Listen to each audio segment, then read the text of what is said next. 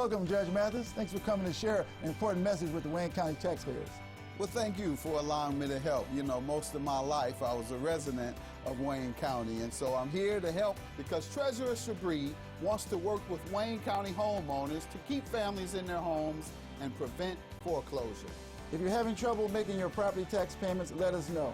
We have many resources to help. Take the first step towards staying in your home by going down to the Wayne County Treasurer's office on the 5th floor of the International Building in Greektown.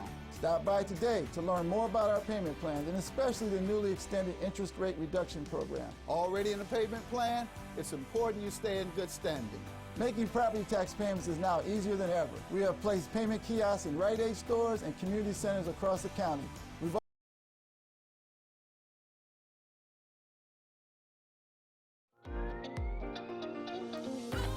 You're watching WHPS, Highland Park, Detroit.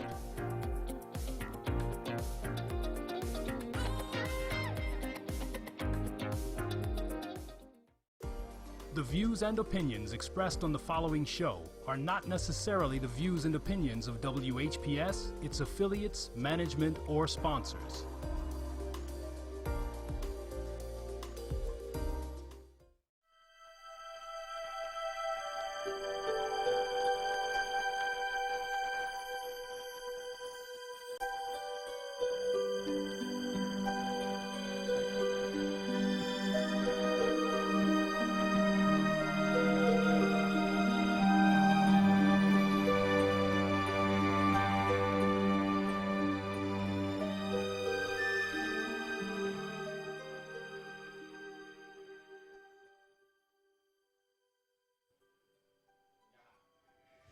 To all of you that's watching this special program right now, I want to say to you, may the Lord God bless you and keep you is my prayer.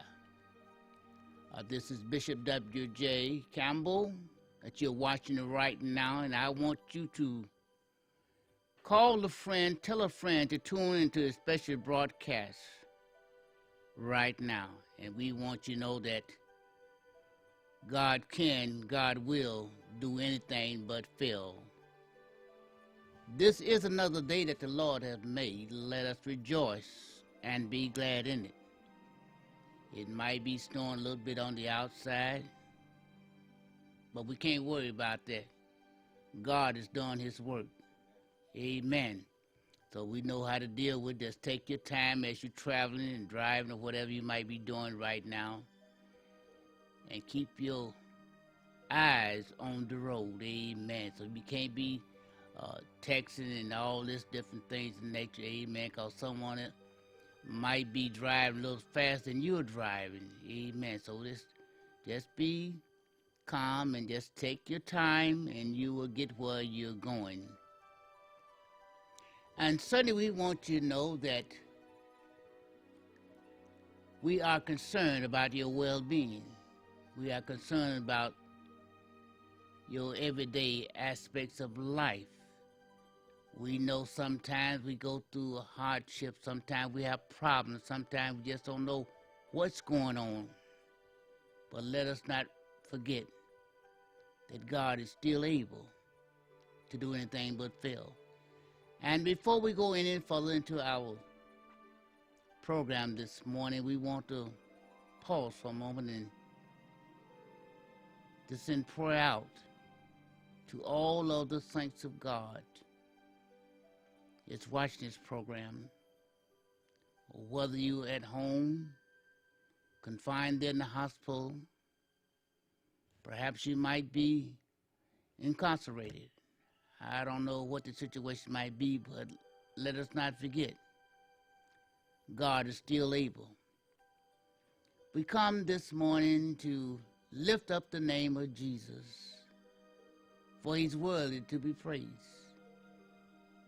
Lord Father God, as I come this morning to say a word, or to speak a word to the saints of God that's watching this program. You know what their problems might be. You know the situation that they're going through. But Father, I'm asking you right now, Let me speak a word that will give them encouragement or give them hope to keep on keeping on. Father, I'm asking you to go and bless your children, those that lay on their bed of affliction, those that seem that they can't make it, those that throw their hands up in despair. Lord, Father God, touch them right now. Lord, bless our children. Watch over them and guide them and lead them. Father, I pray right now, Father God, that this program might be a help as well as a blessing to every saint of God that's watching this day. Lord, give them encouragement, give them hope today. The race will not give them to the strong nor the swift, but to him that hold out and endure to the end. Good things will come their way. Lord, I pray right now. Lord, I can't do anything, but you have all power in the palm of your hands. Jesus, do it for us. Jesus, do it right now. Oh, you're a mighty God, you're a caring God, and you're a good God. Lord, bless every saint of God that's watching this program right now. Touch them from the sole of their feet to the crown of their head. Bless them right now. And Lord, I'm asking you, Father God, go before them, make ease and success their way. In Jesus' name we pray, amen. Amen. Well, my understanding that we're having a little difficulty in this morning, but God's program must go on. Amen. You can always go to Facebook or YouTube. Amen. But let us recondition our minds right now. Amen. See, we got to stand firm on the Word of God. And know that whatever we're going through, whatever the situation might be, He can fix it. Amen. Somebody say, I'm just busted as I possibly can be. God can fix that. Somebody said they got all them conditions. God can fix that. Somebody's fund has ran lower than ran out. God can fix that. There's nothing that God can't do. My Bible tells me that what He done for others, He can surely do for you. And the only thing you got to do is just have the faith and have no doubt in your mind. Amen.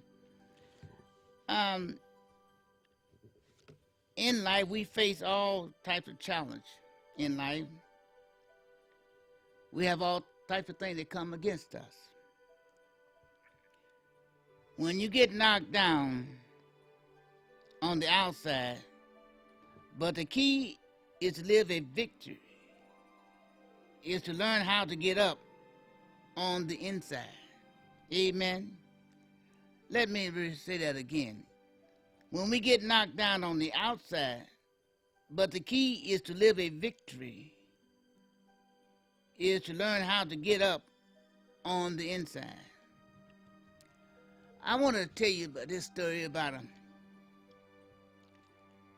a little boy who was in church one Sunday. And he was there with his mother, and you know how little kids are. They sometimes can't be still. Amen. So they have so much energy. Praise the Lord. Things of that nature. Amen. Praise God. And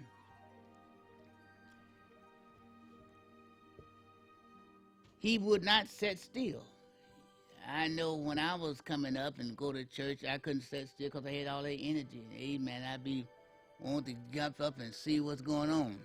But this little boy, in fact, he kept standing up on the seat. His mother said to him, "Son, sit down." Praise the Lord. Amen. He would sit down for a few seconds, then he'd get right back up again. She gently reminded him again, "Son, sit down." Amen. And this happened about 7 times. The little boy stood up and simply would not sit down. His mother, what she had to do, she took him by the hand and put his hands on his head and pushed him down in the seat. The little boy sat there for a little while, but he sat there smiling.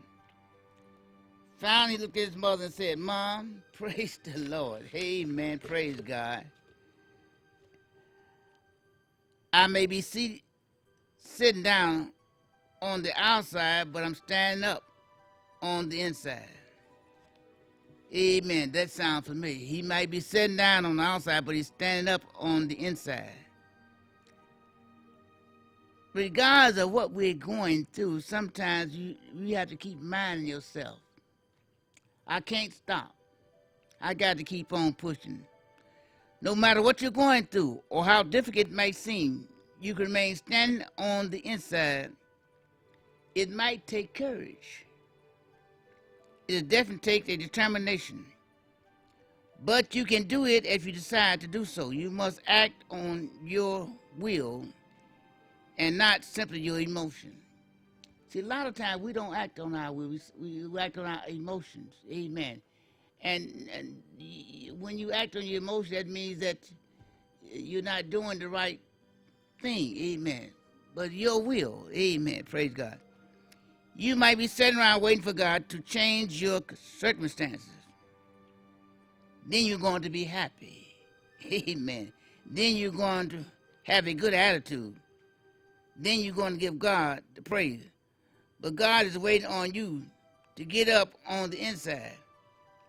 When you do your part, praise God. Amen. You begin to change things. Then He will work supernaturally in your life. Amen. In what way have you been allowing adversity to impact your joy, your passion, your life? Amen. It says in the book of Ephesians, 6th chapter, verse 13. Use every piece of God's armor to resist the enemy in a time of evil, so that after the battle you're still standing firm. Let me say that one more time.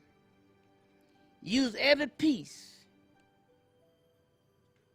of God's armor to resist the evil in time of trouble, so that the battle you still be standing firm. And that's what we got to do. We got to stand firm.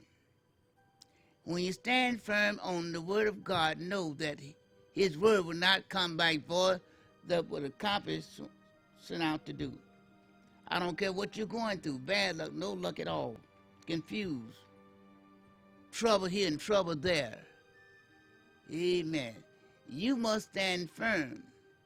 God said, "I am the way, the truth, and the light." Amen. And whatever you need, your Father's got it.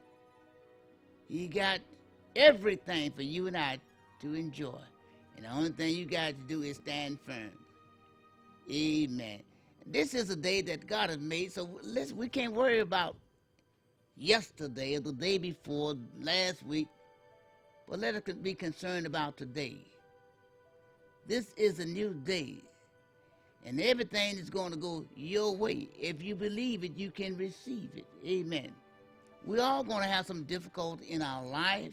We're all going to have some setbacks in our life, but the joy comes when we know that what God can do. Amen. So you got to trust Him. Amen. See, if you never had a setback in your life, had not go through a tragedy in life, how can you tell someone else about what God can do? Praise God. So this is a new day. So we got to open up the channel of our mind and know, hey, I am a child of the Most High, and God loves me, and I love Him. And He holds the whole world in the palm of His hands. Praise God. And when you know that, you can beat the devil running. Amen. And I want to come and tell you about the joy that's available for you. The blessing that God has in store for you if you believe in His word. If you believe it, you can receive it. How long must I wait? Not long. See, you don't know the day of hour when the Lord your God will tap you on the shoulder and say, rise, servant, it's your time to be helped, blessed, and delivered. On this week, I urge all of you that's having difficulty trying to get ahead. Money is funny, bad luck, no luck. Even your friends don't want to be bothered with you anymore. That's just how bad your luck is. Well, I have a suggestion for you. I have a remedy for you. Only thing you've got to do is get in the way so God can do great things for you. I believe in the anointing of oil. I believe in the burning of candles. I believe in the burning of incense. All these things I mentioned to you, they would help you to get rid of many of the problems that you face or having. On this week, the Spirit of God instructed me to send you some luck incense. Now, you know that they brought incense and myrrh to Jesus in the mansion there in Bethlehem. I've been burning incense as far as I can remember. Matter of fact, before I left home this morning, I burned me some incense. I burned some before I went to bed last night. See, I want my prayer to be going heaven bound, because I know when the smoke is going upwards, my prayer is traveling with it. If you believe it, you can receive it. Amen. And I urge you this week, I want you to write me a special letter this week and say, WJ, send me the blessed incense. And I want you to take this incense in the confinements of your home. And I just want you to burn a piece, a pinch, before you go to bed and when you get up in the morning. And I want you to know whatever you're praying and asking God for, know that He answered your prayer. Because as the smoke is twirling and heavy bound, so is your prayers. Amen. Praise God. Amen. In 2 Chronicles, the 15th chapter, verse 7. Be strong, take heart. Payday is coming. How many of you that wants a payday? A double payday or a triple payday? Praise God. God can do it. I want you to just write in this week for the incense. That incense is going to break those hard luck condition, bad condition. Amen. Praise God. And you will be successful. You will be able to make the connection that you need to get the money that you want and desire. Now, the way to do that is write me at this all-important mail address is Bishop W.J., and that's P.O. Box 21113. Bishop W.J., P.O. Box 21113, Detroit, Michigan. And I want every saint of God that's having difficulty, can't seem to get anything going your way. You need to have this incense, this good luck incense. This incense is going to help you out of the situation that you're in right now. And all it takes is for you to write in this week. Those who's going to write in this week, I want you to include in your letter a self-stamped envelope. And I'm asking you to send in a faith offering this week towards our outreach broadcast of $5 or more. Now listen to me. And as I receive your letter, I'm going to rush this incense back to you. And I want you to burn some as quickly as you receive your letter. Burn some at night before you go to bed and early in the morning. My God. Oh, I know the devil don't like it, but he can't do nothing about it. Because the Spirit of God instructed me to send this to you. And I know you're going to be blessed. Now listen. Many of you can call me, praise God, if you're having problems, all types of different things are going wrong in your life, and you want someone to talk to you. Just need someone to talk to, give you a sense of direction, to instill in your mind what to do or what avenue to travel. Amen. Call me up, 313-861-3856. Amen. Now, every Sunday morning at Divine Deliverance Church, and that address is 15819 Wyoming, we will be in our morning service at 11 a.m. And the saints of God are giving God the praise, and God is doing great things for them. Because the Bible says when the praises go up, the blessings come down. I want someone that's going through something right now. You saying, Lord, I just don't know what happened, but it look like nothing is going my way. Look like I make one step forward, look like I'm backing up 2 or 3. I tell you what you do. Be in our Sunday morning service and see what thus said the Lord.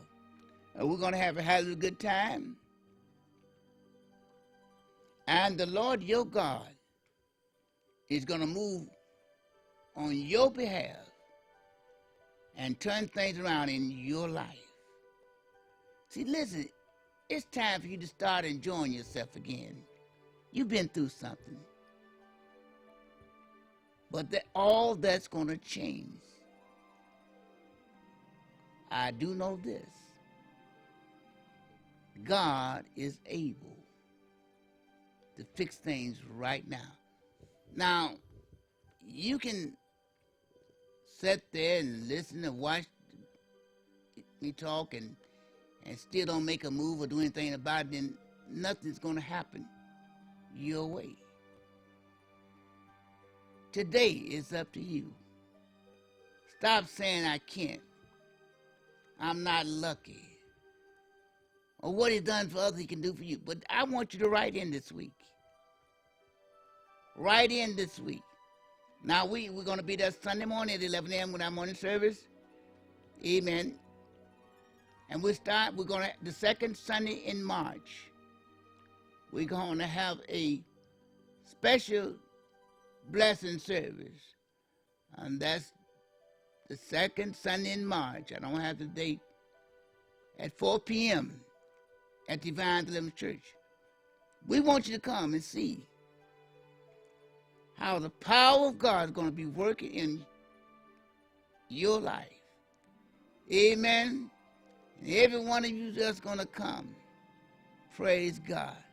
I want you to make sure you got your dancing shoes on, because we're going to be dancing like never before. Hallelujah. My God Almighty, a breakthrough is at hand. Now, that's the second Sunday in the month of March at 4 p.m. at 15819 Wyoming. And I want you to come. Bring your friend. Everybody, my friends live there in Pontiac. Those live in Ypsi, Southwest Detroit, the east side, the west side. Those you live in Southfield, Romulus, on the surrounding areas, or as far as this program can be seen.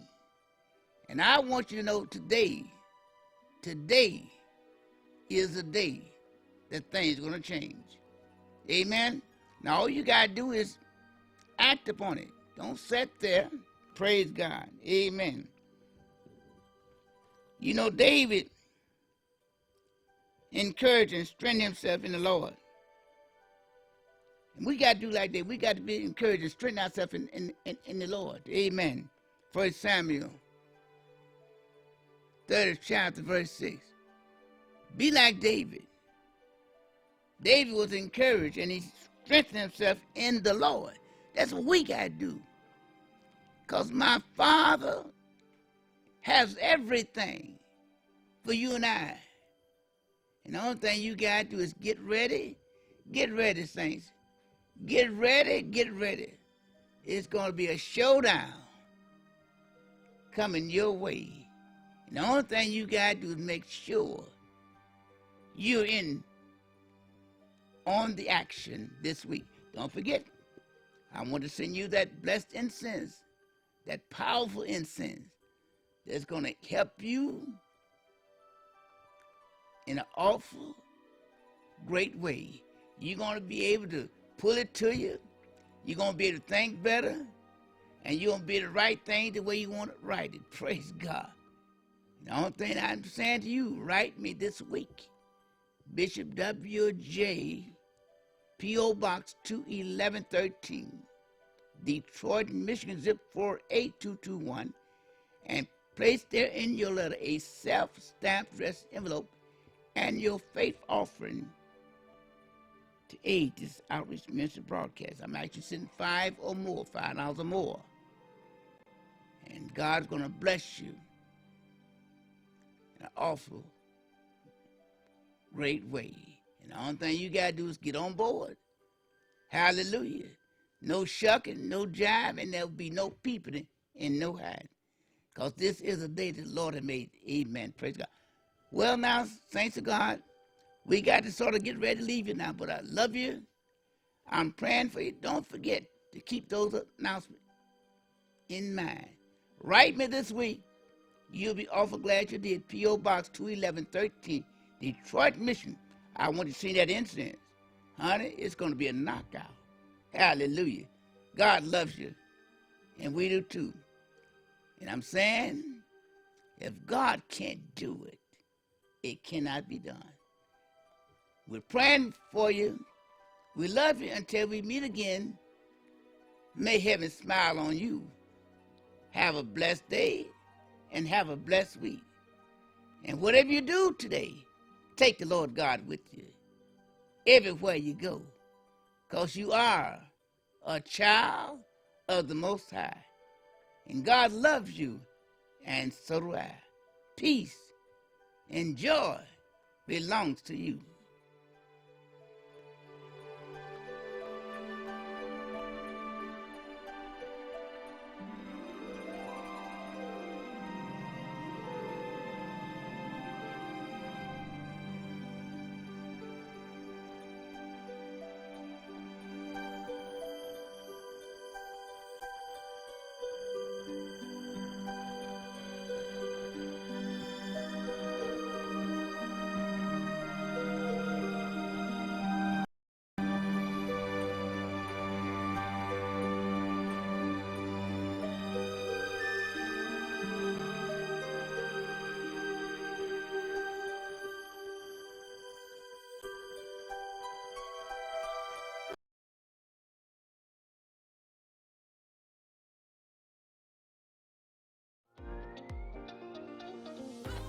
You're watching WHPS, Highland Park, Detroit.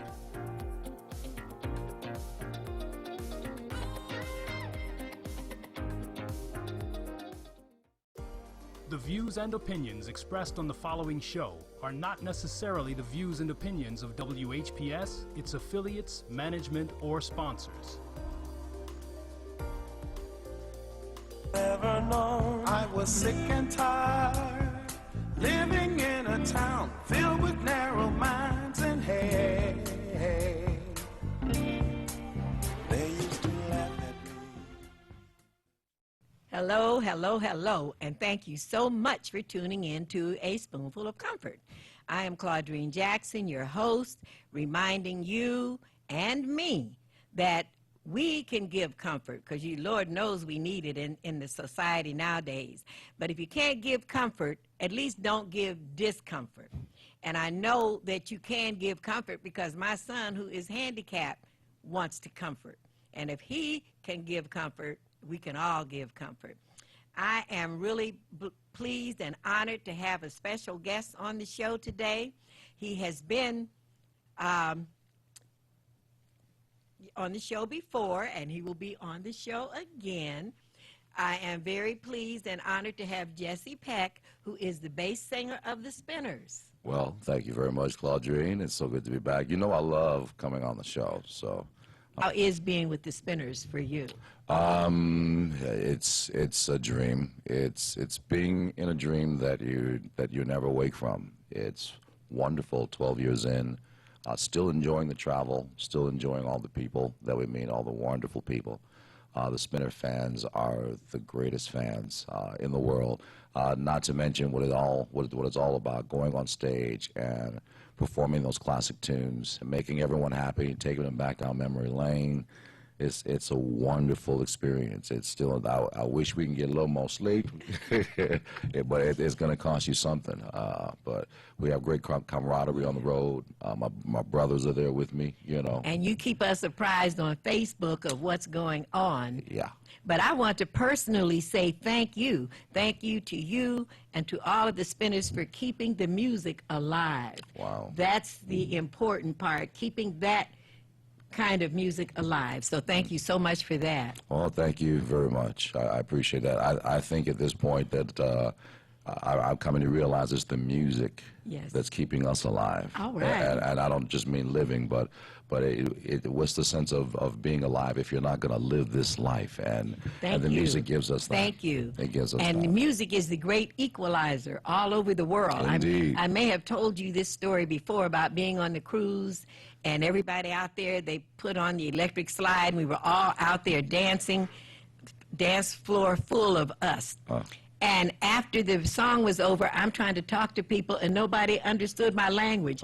We didn't speak the same language until it came to the music. But you had fun on that dance floor. Had fun on that dance floor, and we were speaking the same language. That's the I said, universal this language. lets me know the importance of music. Indeed, indeed. So would you, Jesse is going to be my host for my new book signing. I've talked about The Butterfly, my new book of poems that will be released by the end of this month, and I'm having a book signing. So Jesse, would you tell them about the book signing? Why, yes, of course. We'd like to invite you to please join us for the meet and greet to celebrate the release of The Butterfly. Yes, ladies and gentlemen, it's the new book of poems by Miss Claudine Jackson, hosted by yours truly.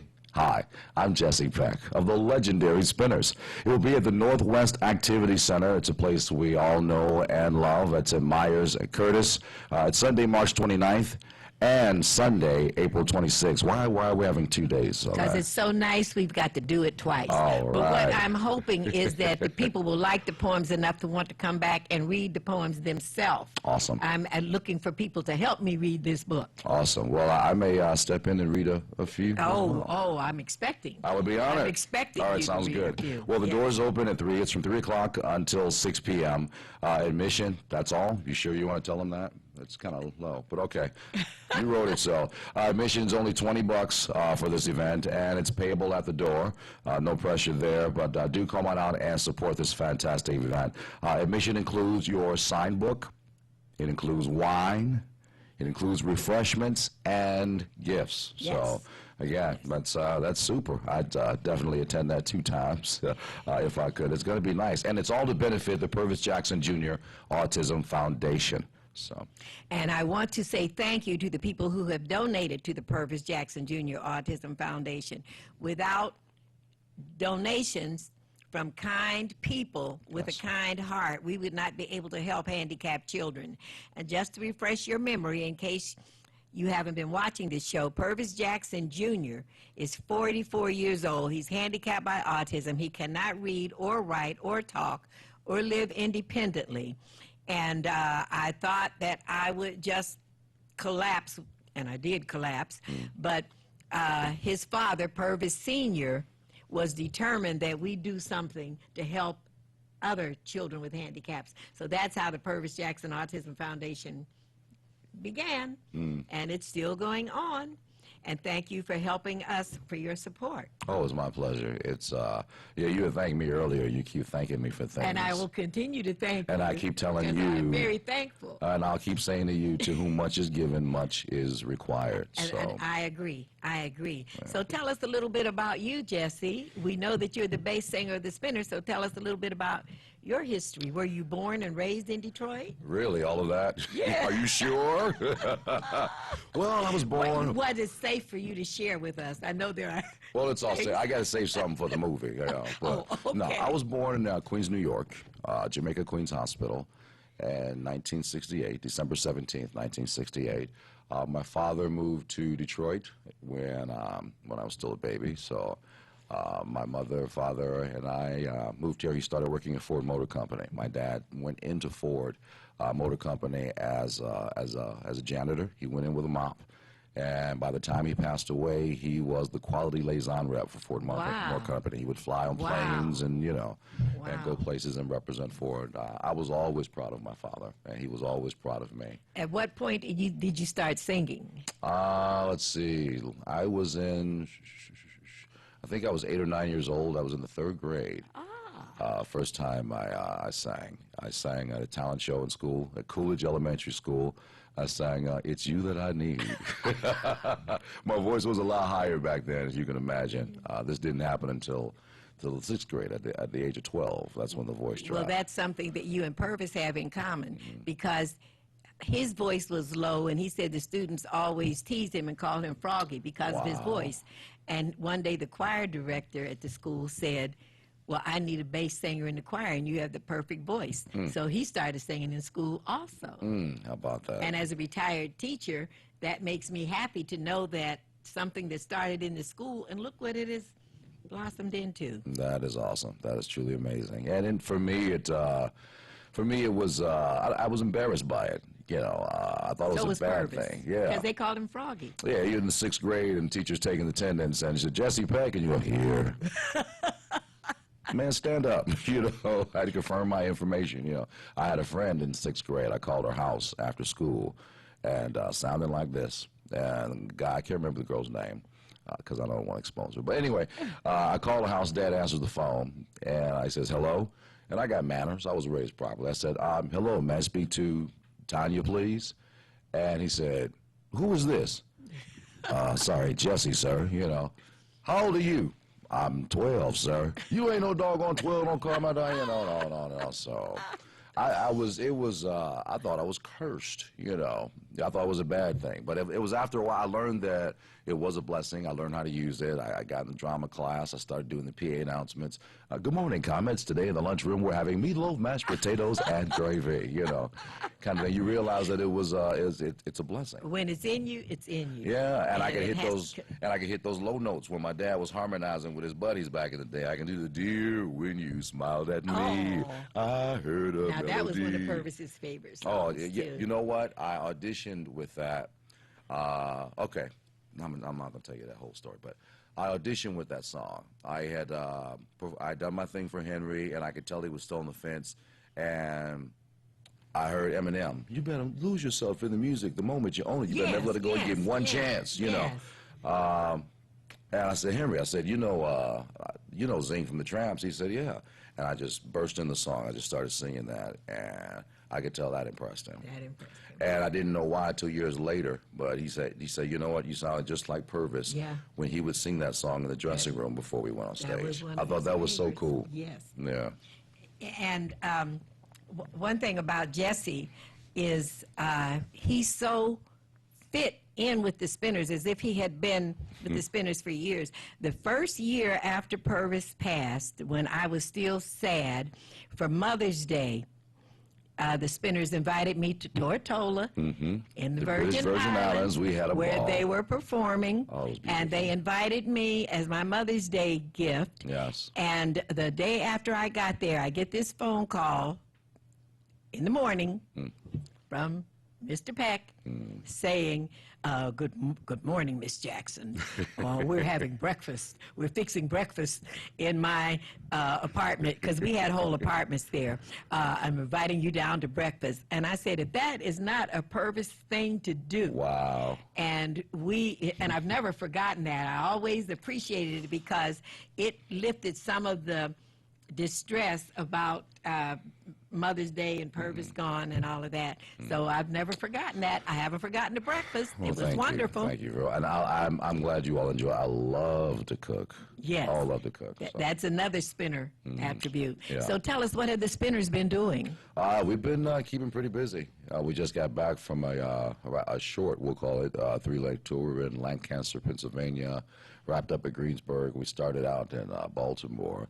All fantastic shows. You have to go to our page, The Mighty Spinners, or Mighty Love for the Spinners, and see some of the pictures that are already popping up from that show. We have a little kid. You know, we talk about the generations of Spinner fans, and will the Spinners music mean anything to the young kids today? And you have to see one kid, and the children always enjoy the show, for the record, but there's a young man who got on stage. I don't know how he ended up there, but we brought him out center, and he was just dancing and enjoying himself. He had a great time.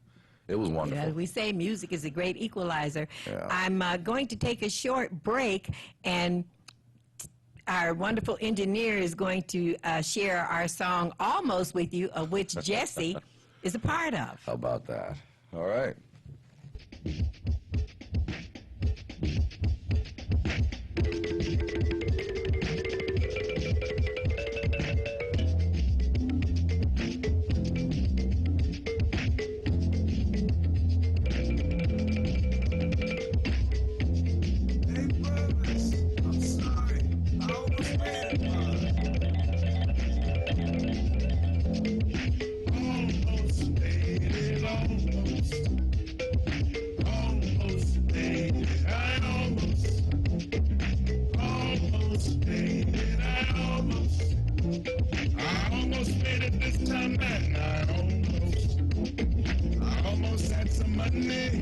Because I almost won.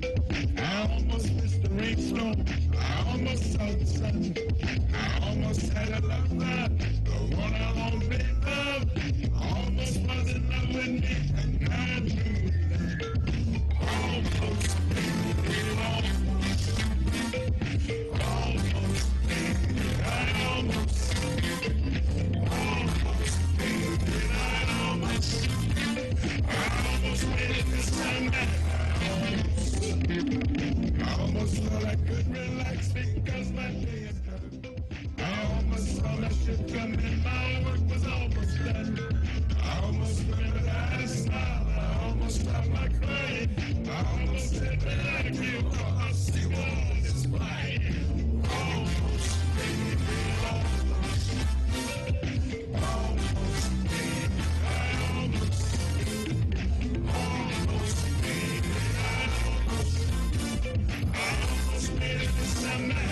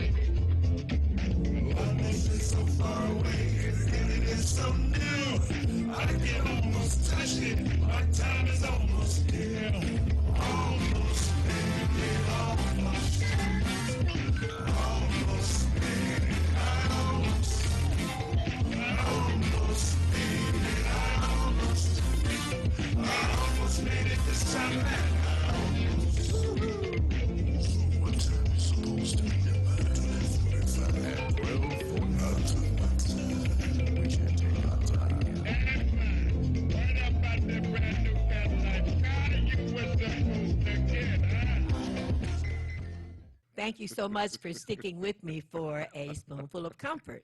And thank you to our engineer, Timmy Tim, for putting Almost into the show for me, because it was his idea. It wasn't my idea. And I'm thankful to Jesse, because Jesse and the other two bass singers that you saw on there, Paris Delane and Trey Cruz, resurrected a song that had been buried for many years. I wrote it was in my first book of poems, Let There Be Light. I wrote the book maybe 30 years ago. Purvis sang it maybe 20 years ago. It had been packed away for years, and these three bass singers resurrected it and brought almost to life. So I am greatly thankful for that. Also. Well, and the majority of that credit goes to Paris Delane, who produced the song, and Trey, who co-produced it and invited me. You know, Okay. which he better had. You know, That's right. You But, had to be a I was part of invited, it. and Yes. I was happy and of course honored to. And to be Trey a part of Cruz that is a song. young man that Purvis met when he was 13. And Trey wrote to the Spinners website, and I never answered anything on the website. But I answered a letter from him because he was only 13, and I was still teaching, and everything was, he had all his capitals in the right place and his punctuation, and I was grading it as a teacher. But I said, oh, this is the 13-year-old that really can communicate. So I responded to him, and the Spinners happened to be, in a couple of months, going to be at the State Fair. So he had told me to let him know when the Spinners would be in town. Okay. And they were at the State Fair, and he got to meet Purvis at the State Fair. And Purvis put in a lot of time with him. Where I first saw the Spinners at the State Fair. Oh, okay. But go ahead, that's another story. Purvis put in a lot of time with Trey, and Trey would have questions about bass singers and things that I didn't know how to answer, and he would contact us over the internet, and Purvis would give him the answers. So he told me he wanted to do something to pay tribute to Purvis, and so I thank all of them for paying a tribute to Purvis. Indeed, it's an honor. So what's coming up with the Spinners? Now, Purvis never knew what was coming up. People would ask me what was coming up. Do you know what's coming up? I know we're resting now for a couple of weeks, and Okay. When we head back out, we're going to Arkansas, I do believe, on the 29th of this month, and we'll be out for a series of shows following that. And I love when that happens. I don't want to do one show, come home and wait. I mean, we're doing show after show, city after city, and that's just how we like it. So that's going to be exciting. Also, coming up, we've got Disney. We do Disney my every favorite year. place, Yes. We perform at Disney each and every year, and I think we're there for 4 days. We're doing 3 shows a day. And the Spinners have been performing at Disney since PJ was young, and about PJ that? is 44. How about that? So That's a whole lot of Mickey. yeah. You should come out with us one year. How long has it been since I you... should come to Disney World because it's been a long time since I've been there. And PJ Purvis Jr., who is on the lower end of the autism spectrum, so he's always in his own kind of little world. But when we were at Disney World, I saw him come to life. I saw PJ look normal. He was glad to see Mickey Mouse, Mickey.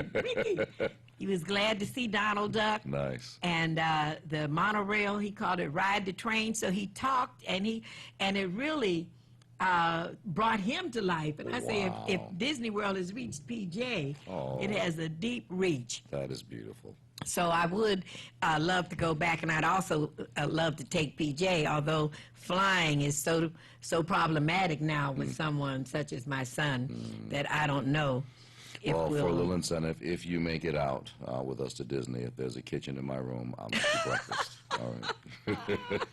I promise I'll make you breakfast.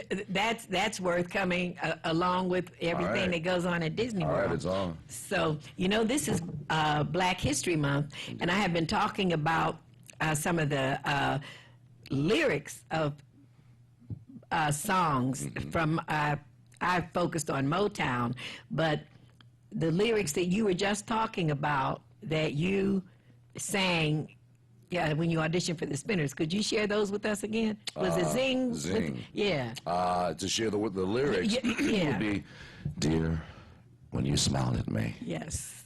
I heard a melody It haunted me from the start. Something inside of me started a symphony, and zing went the strings of my heart. Beautiful. I didn't expect it to be that sexy, but you probably got zing with the strings of somebody else's heart. It's subject to your own Zing with the strings interpretation, you know how you feel it. So some of the lyrics I was talking about from Motown that may have gotten lost in the professionalism and the singing and the outfits. One of my favorite lyrics was by Smokey Robinson, a couple of them by Smokey Robinson. I'm sure. And one of them was Tracks of My Tears. People say I'm the life of the party because I tell a joke or two, although I might be laughing, loud and hearty, deep inside I'm blue. So take a good look at my face, you'll see my smile looks out of place. If you look closer, it's easy to trace the tracks of my tears. I thought that was beautiful because we've all been through it. I don't know if you've been through it. I was touched just hearing you read that. I've been somewhere. Smiling at a party and appearing to have such a good time, and there were the tracks of my tears. Of course, we covered with makeup, but so You know I went through that. yeah. So the thing about lyrics is it can capture what you want to say. Now, music always had the ability to, if there was something in your heart that you wanted to say and you couldn't find the words, it was always a song. That's right. To say those words for you. That's right. So, and another song that is a sad song by Paul Reiser, who was a writer at Motown. I say a lot of the artists got attention, but some of the writers kind of didn't, because even I love the song, I did not know that Paul Reiser had written it. Wow. Okay. And it's What Becomes of the Brokenhearted. I walk this land of broken dreams. I have visions of many things, but happiness is just an illusion, filled with sadness and confusion. I walk through shadows, searching for light, cold and alone, no comfort in sight, hoping and praying for someone to care, always moving and going nowhere. Now, I'm searching, though I don't succeed, for someone's love, there's a growing need. All hope is lost, there's no place for pretending, all that's left is an unhappy ending.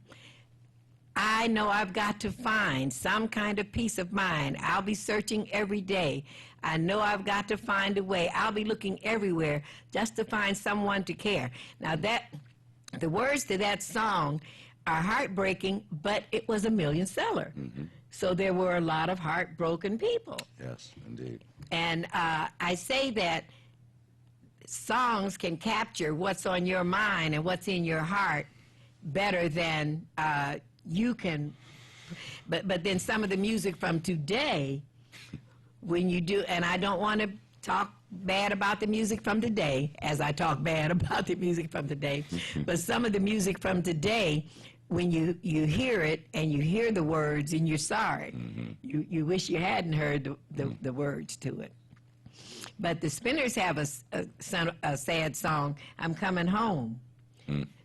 Sitting in a railway station, my suitcase in my hand, I'm going back where I came from, I've had more than I can stand, watching men destroy my dreams, picked my brain till it was clean. When I was up, they knocked me down, I ain't gonna hang around, I'm coming home. I'm coming home. So there has been a lot of sadness in the world. There's been a lot of people that have captured the sadness in the world. But one of the Spinner lyrics that we lived is I'll be around. Because Purvis and I, we had ups and downs during our marriage, and we were separated. And the words to I'll be around, whenever you call me, I'll be there. Whenever you want me, I'll be there. Whenever you need me, I'll be there. I'll be around. And he was. During the time we were separated, he lived up to those words. And that's how we ended up getting back together. And some of the other words to the song are, a tiny spark will remain, and sparks turn into flame, and love can burn once again. Yes. And that's what Purvis was saying. I was saying, well, Purvis is delusional, but Wrong again, like you said on the TV show when we did our song. I was wrong again. You gave him a rough way to go. You may not talking about jumping through hoops. But one of the lessons in my life with Purvis is that he did break my heart. I told him, I know you'll break my heart. And he said, of course I won't. Oh. He did. But he also fixed what he broke. There you go. So if you have broken someone's heart, maybe it's not too late to atone and make it up to them. He used to always say, I want to fix what I broke. And I think, no, you can't do that. But he did. He was determined to make good what he had, how he had hurt me. And he did make good how he had hurt me. Yeah. And so there's always, you can always forgive. You know, forgiveness helps the forgiver as much as it helps the person being forgiven. Yeah, you're taking that load off. Yeah, you got to lay that burden down. And that's one of the things that I learned about forgiveness, because it was hard to forgive, but I did it, and I was blessed for it. Yeah, and to not forgive someone, whatever they may have done to you, that's a control that they have over you. Yes. Whether they want that control or not. But as long as you harbor any negative feeling in your heart as a result of something that someone else has done to you, that's a control. You're relinquishing a certain amount of control to that person or to that thing. And when you forgive, when you release and let it go. And when you forgive, you feel better. Yes. You feel better. Yes. So it's time for us to go. Jesse, didn't Already. that half hour go so fast? Right. Thank you so much for being my guest today. Thank you so much for keeping the music going. Thank you so much for being my host for my book signing. Thank you for having me back on again, and I want to invite everyone again to join us for the meet and greet, The Butterfly, in celebration of The Butterfly, the new book of poems by Claudine Jackson. I'll be your host, and it'll be at Northwest Activity Center, Myers and Curtis, from 3 o'clock until 6 p.m. That's Sunday, March 29th. Come out and join us, please. Thank you so much. Tay, have a good week.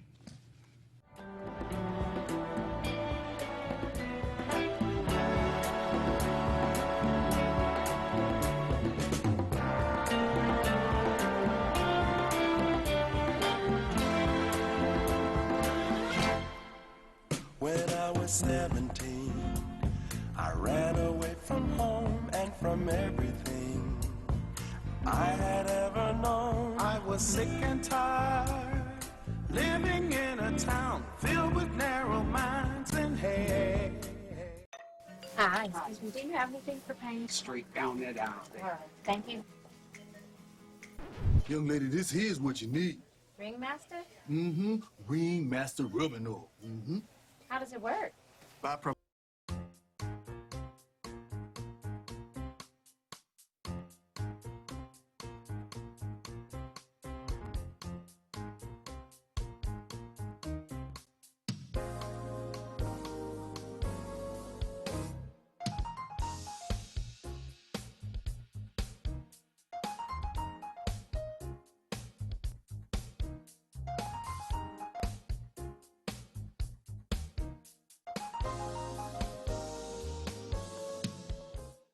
Good afternoon, ladies and gentlemen, and welcome to Urban Review, the show brought to you by the Center for Urban Youth and Family Development, the Coalition for Urban Youth and Family Development, and the Office of National Drug Control Policy.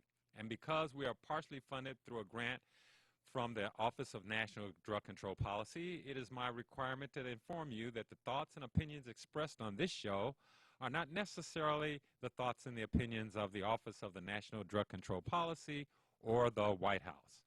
Thank you once again for tuning in to Urban Review. We're so happy to be here with you today. We have lots of good and positive and fun things to share with you.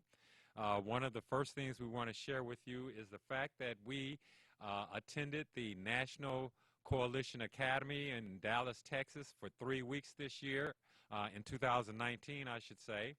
And just this past month, or actually earlier this month, on February 3rd, the Coalition for Urban Youth and Family Development participated in the graduation ceremony from the National Coalition Academy and we received our diploma.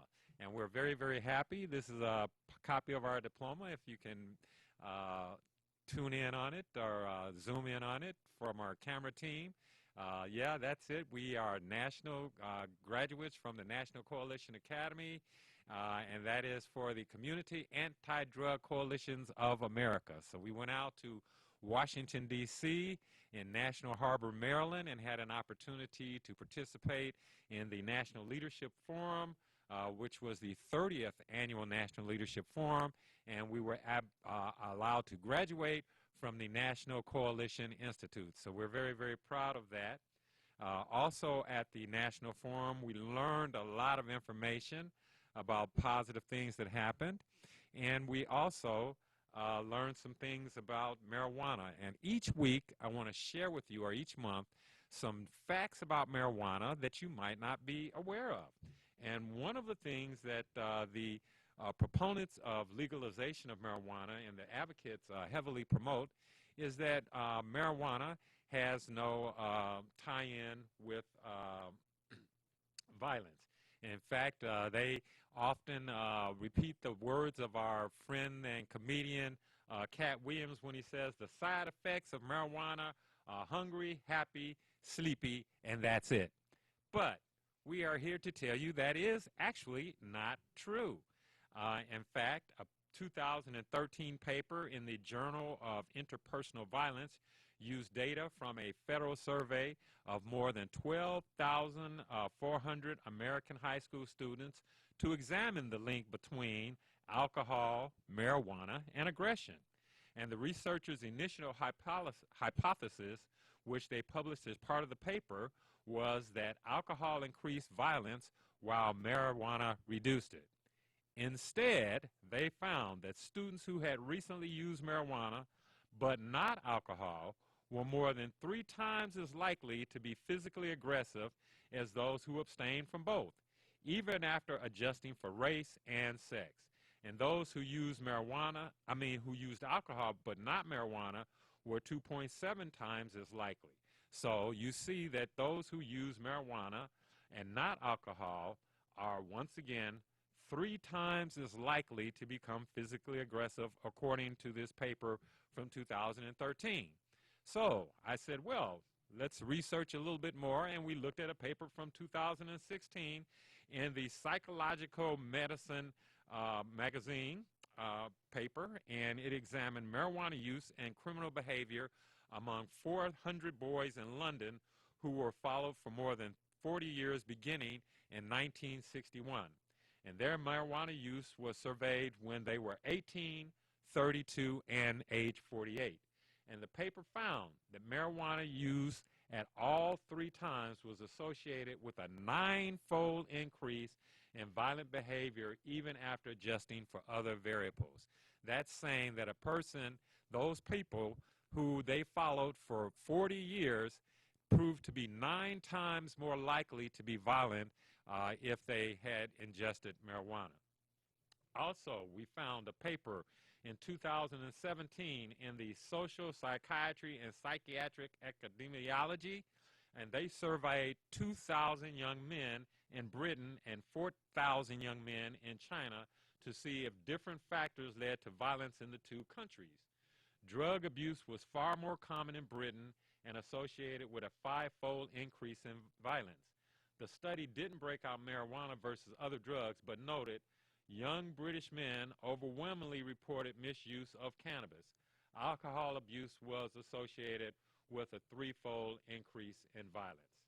So you can see that these studies, along with other studies about substance abuse, one that took place in Brazil in 2018, that showed that the translational issues in psychology science showed that among 269 men who had been court-ordered to treatment for domestic violence, marijuana use was associated with physical, psychological, and sexual violence even after accounting for alcohol use. A 2017 analysis of 11 previous studies in drug and alcohol dependence found that marijuana use was associated with a 45% increase in violence during dating by adolescents and young adults compared to a 70% increase for alcohol use. So you see, despite all of the pre-thoughts that that marijuana does not have a relationship with violence, the data and the statistics prove differently. And if you'd like to learn more facts, the truth about marijuana, mental illness, and violence, I would reference you to this book called Tell Your Children the Truth About Marijuana. It is written by Mr. Alex Brinson, and I had an opportunity to hear Alex speak and had an opportunity to chat with him during our meetings in National Harbor, Maryland at the Community Anti-Drug Coalitions of America National Forum. Another positive activity that I wanted to share with you was in November of 2019, we were asked to be a part of the Square Impact survey and also the spoken word contest. And we were fortunate enough to be winners of that contest, which resulted in our center receiving $150,000 of consulting services from JFM Consulting. So we're going to play you a video of how we performed in that spoken word slam, and we are now going to ask our producer to roll that video.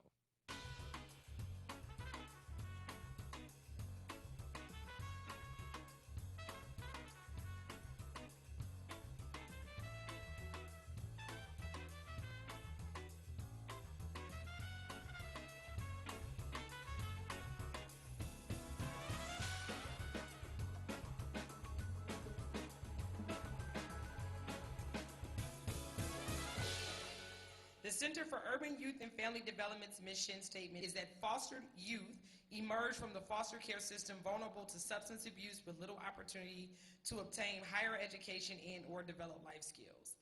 The Center for Urban Youth and Family Development empowers youth that are in and are transitioning out of the foster care system to overcome the struggles and challenges by providing them substance abuse prevention, life skill training, and workforce development programs. You guys are doing great work. Foster programs and fostering aging out is a serious thing that's happening in our community.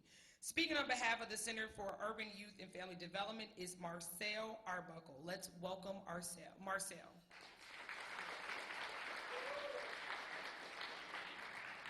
Good evening, everyone. My name is Marcel Arbuckle, and I'm the founder, executive director, and the chairman of the board of directors for the Center for Urban Youth and Family Development.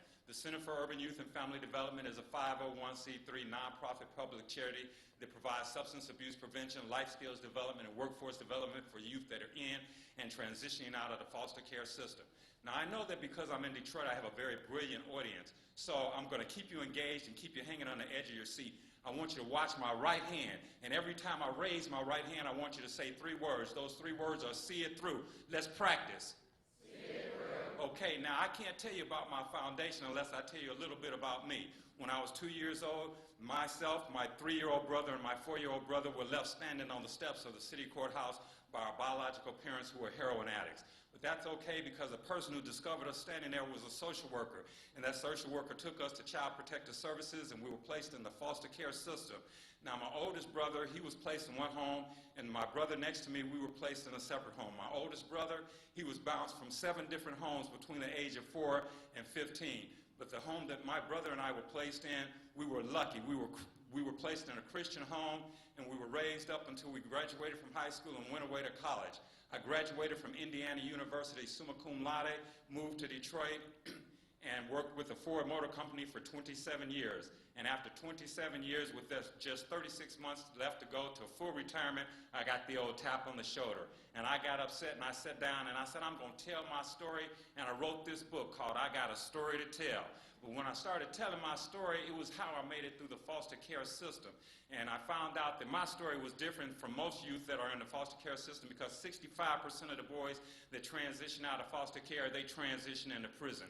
45% of the young women that transition out of foster care transition into homelessness, prostitution, and substance abuse, and only 2% can tell my story that they went to college, graduated, and live a productive life. So I started the Center for Urban Youth and Family Development to change those statistics. My foundation was born and raised in the Hartford Memorial Baptist Church, where Charles Gilchrist Adams and his son Christian Adams helped me to get the foundation off the ground. And then I went to Liberty Bank with $1 in my pocket, and they gave me a facility. I remember the night that I put my wife in the car, and we went down to look at the house that the bank gave me, and I said, honey, here's the house that the bank gave me. She said, honey, can we give it back? But because it was in such bad condition. But then thanks to Maxwell House Coffee and the Drops of Good campaign, I was able to get a $50,000 extreme makeover on that property, and today we house young men that are transitioning out of the foster care system, and we also give our summer youth employment program, where we are sending youth off to college at 3 times the rate of the national average, according to Wayne State's evaluation program. And so, thank you. And so therefore, after working with the foundation, I remember a story that when I was just 4 years old, all of the kids were giving me a hard time and teasing me because I was in foster care. So I went in and I was crying to my foster mother saying, why did God make me have to be a foster child? But she said God did it for a special reason, because somebody had to be a foster child. And it had to be you, because you want to grow up and be just like your superhero. He's faster than a speeding bullet. He's more powerful than a locomotive. He can bend steel with his bare hands. You all know who I'm talking about. It's Superman, because Superman was a foster child.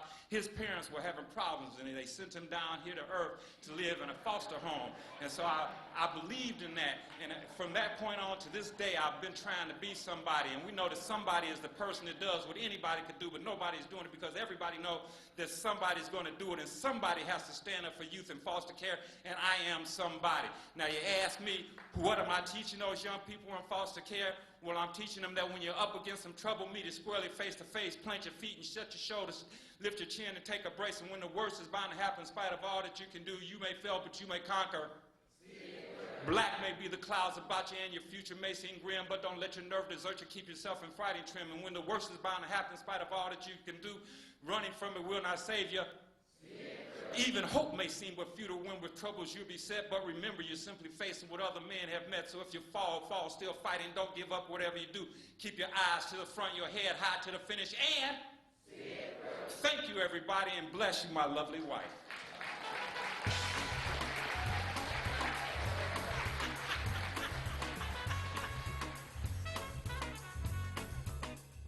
Hey, that was a phenomenal and exciting and exhilarating experience. As you can see, I got a little revved up and started talking kind of fast, but we only had 5 minutes to get everything said that we had to say, and so within my 5 minutes, I had to tell that story. But we were very, very pleased at the outcome. As indicated, we were one of the finalists and ultimately a winner, and we will be receiving $150,000 worth of consulting services from the JFM Consulting Group. So that was a wonderful experience, and that gives you a little bit more insight about me and my background and the work that we're involved in here with the Center for Urban Youth and Family Development, as well as the Coalition for Urban Youth and Family Development. Just to give you a couple of updates on some other activities that we got involved in, we recently conducted a Building Bed for Kids outing with the nonprofit Building Beds for Kids out in Royal Oak, and we collaborated with the members of the Hartford Men's United organization or ministry from the Hartford Memorial Baptist Church, as well as some scouts from Troop 647. And one of the scouts, Mr. Patrick Bosworth Jr., was in the process of completing his Eagle Scout requirements, and he used this activity as his Eagle Scout project. And what we did was gather all of our men together along with these young men, and we went over to this factory, and we literally cut the boards, did the sanding, applied the hinges, and created bed frames for about 25 beds. Then we took mattresses and recovered them with mattress linings and got everything all packed up and ready to go for these young people to receive the beds from Building Beds for Kids. We want to give thanks to our friend Sam, and a special thank you to Reverend Kate Thornton, who helped to facilitate this great event. And we were able to make a major contribution, and we would ask the rest of our community to go out and look for opportunities to volunteer and to serve. We have some outstanding events coming our way very soon. First of all, I'd like to announce the 2020 Savior's Day, which will be taking place this Sunday, February the 23rd. The doors are open at 12 noon, and the program starts at 2 o'clock p.m. That will take place at the TFC Center, which is in downtown Detroit. Many of you know it as the old Cobo Hall, but now it is the new TFC Center, and we excuse me, ask you to come out and support that wonderful event. Another activity that we're going to be having is our Men's Substance Abuse Prevention, Mental Health, and Wellness Summit. And that will be taking place next Saturday, February the 29th at Hartford Memorial Baptist Church, which is 18700 James Cousins Highway. That is on the service drive of the Lodge Freeway, just before you get to 7 Mile on the east side of the service drive. And we have a really, really exciting program scheduled for you that day. We will be providing free breakfast and free lunch for the individuals that come out and participate. Our opening plenary speaker is none other than the bishop himself, Reverend Horace Sheffield, who is the CEO of the Detroit Association of Black Organizations. And Reverend Sheffield will be there. And then our keynote speaker for the luncheon is none other than Mr. Willie E. Brooks, Jr., who is the CEO of the Detroit Wayne Integrated Health Network.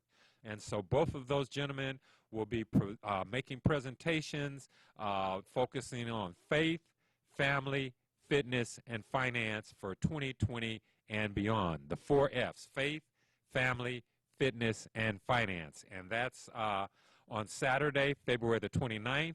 Breakfast, free breakfast, will begin at 8 o'clock a.m.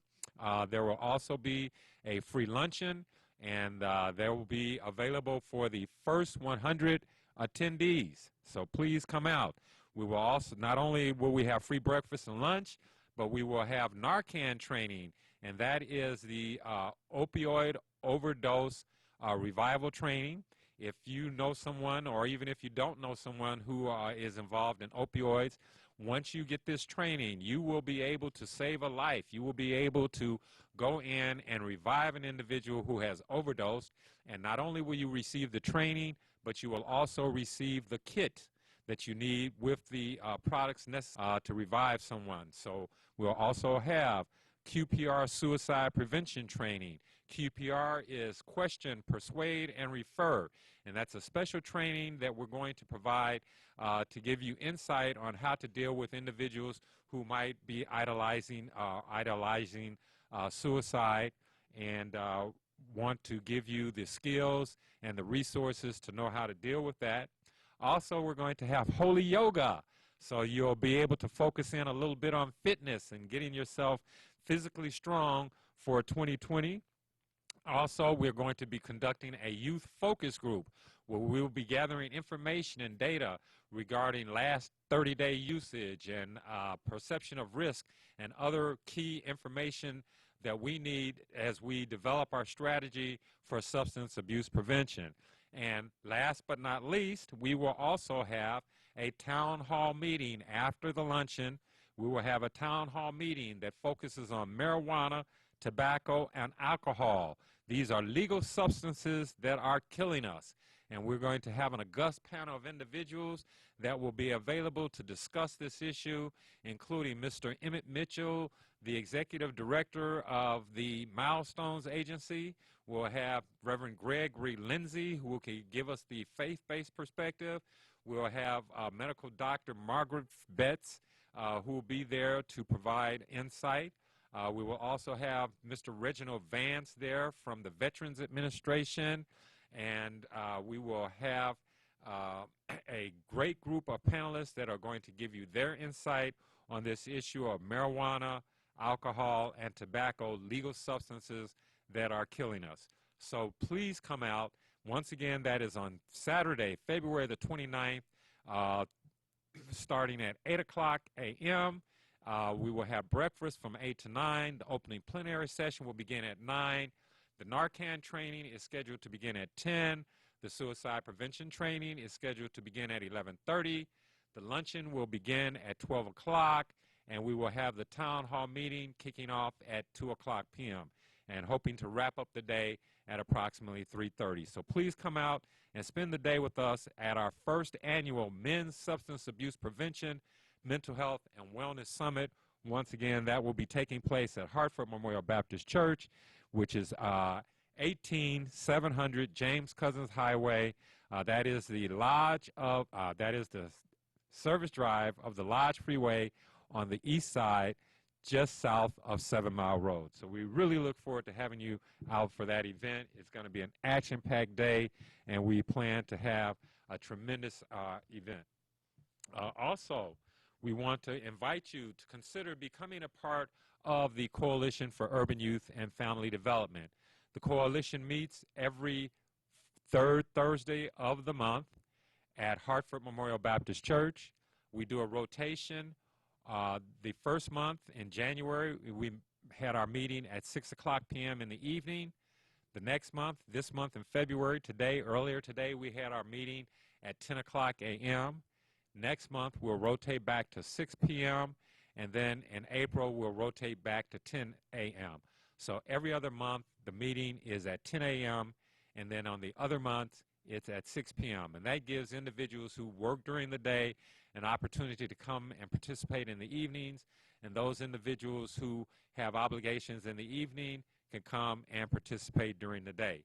And if you are not able to physically come out and attend the coalition meeting, remember that you can call in and be a part of our coalition activity, and that call-in number is 770-770-6635.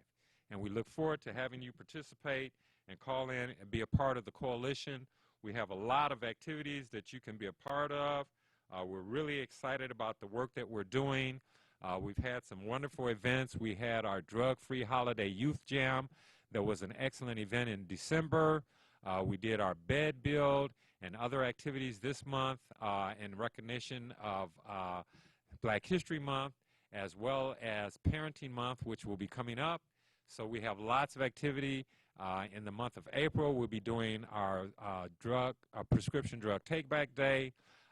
In the month of June, we'll be going out to Nashville, Tennessee. In July, we'll be going out to Nashville, Tennessee to participate in the mid-year training conference, the Community Anti-Drug Coalitions of America mid-year training, and we want to take some youth with us.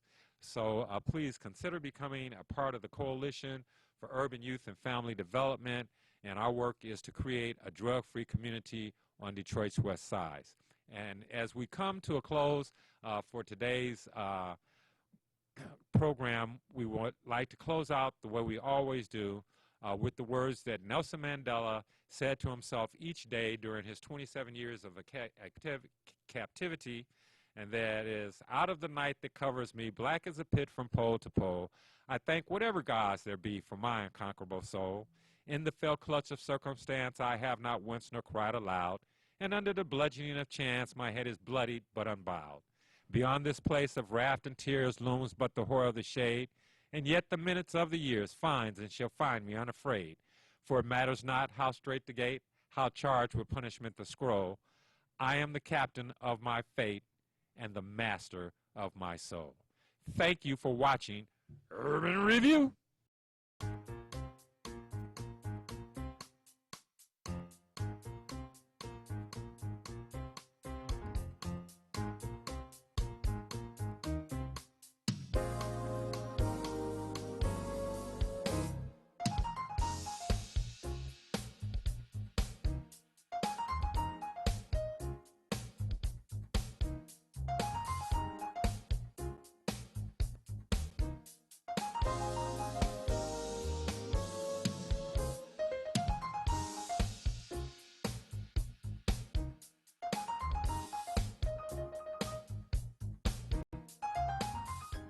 Welcome, Judge Mathis. Thanks for coming to share an important message with the Wayne County taxpayers.